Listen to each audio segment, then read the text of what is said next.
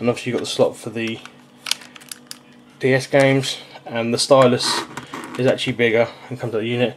The power switch though has been changed from a button. It was a slide to power on your unit. Apart from that, all the gubbins inside and the way it functions was pretty much the same. The only difference really from the point of the system, apart from the resize, was that you could actually have varying levels of brightness. Again, same menu. You can launch your Game Boy Advance games.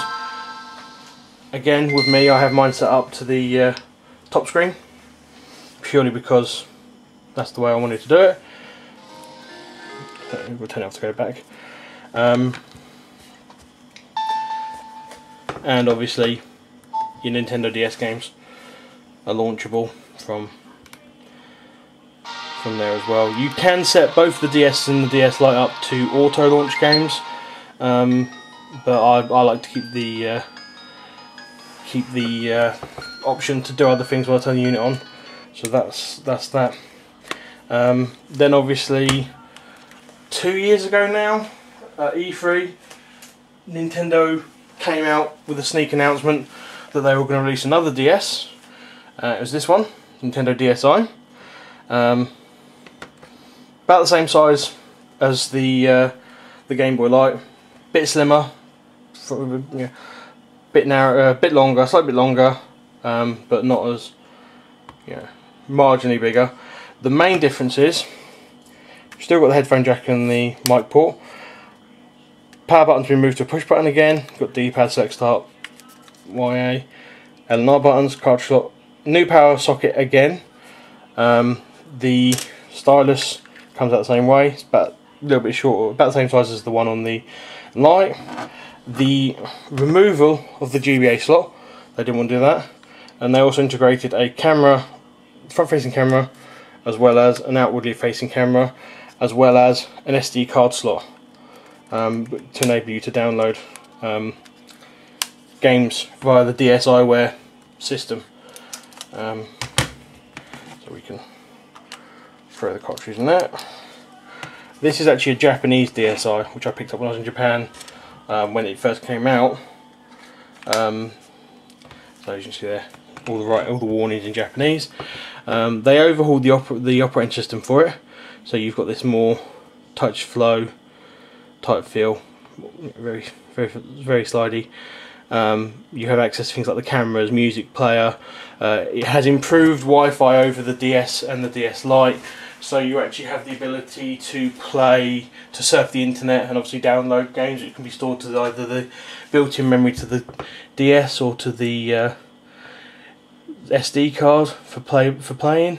Obviously you can only play games that are on the DS rather than ones that are on the SD memory card. They're just stored there and have to be extracted to play them.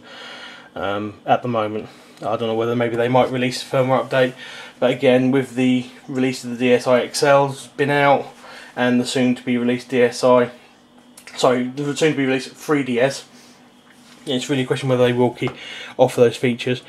Again, it will play all the standard DS games. Just launch that. This is the Zelda game again.